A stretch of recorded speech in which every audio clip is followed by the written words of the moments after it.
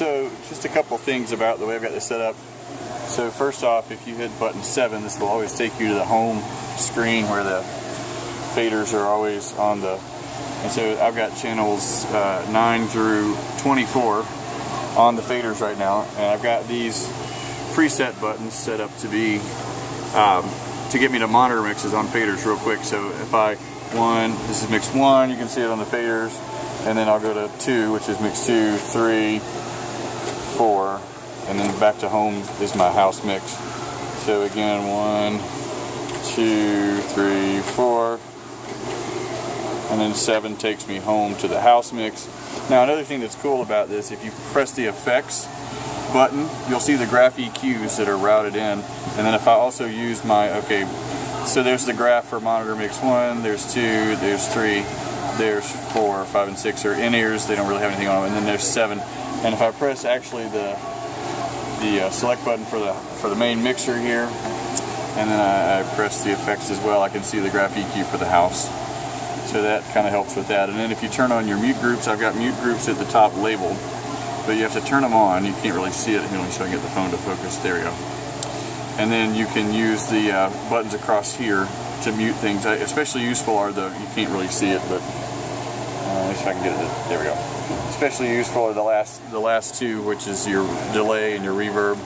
So I'm constantly in those mute groups. I just leave them up during the show so I can get to that quickly if I need to. And then on the buttons here, you can select them one at a time, but I've got the drums labeled for 1 through 8. And so generally, when I'm sound checking, I'll put 1 through 16 on here. But then during the show, I don't touch the drums that much, so I'll leave these two, which gives me 9 through 24 on the console, and then I can use my monitor mixes to get through. And generally, that's where it stays. Every now and then, I'll want to tweak the drums, and I'll go back and put these two up like this to kind of see the drums. But generally, I'm going to keep it on those two like that. Talkback is in fact set up. Talkback A is set up a little bit in all 4 of the monitor mixes, and then you should be good there. There's a de-esser if you have effects selected here, and then I select my vocal channels here, which start at 19. You can see I get my different de-essers on the screen there with the vocals, and then effects 1 is the verb, effects 2 is the delay, 3 and 4 are my dual, and those actually need to be on like 14 on both sides. I always use the female because it sounds funky on the male, and so I will turn both the high band and the low band on, and then I'll do the same. Okay, so we're good there. So I needed to save that change anyway.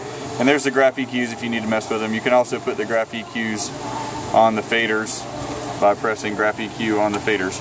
So the fast way to do that, if I'm mixing here, I can press effects, hit monitor 1, graph EQ on faders, and then boom, I can do equalizer right here on the right hand side. And then I hit the home screen and I'm back to my 16 through 29 through 24 faders.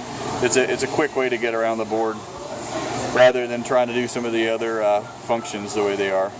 At any rate, that's the generic kind of 3.5-minute overview of what I got set up here, and that should get you through most things. As far as signal routing goes, actually I should talk about that.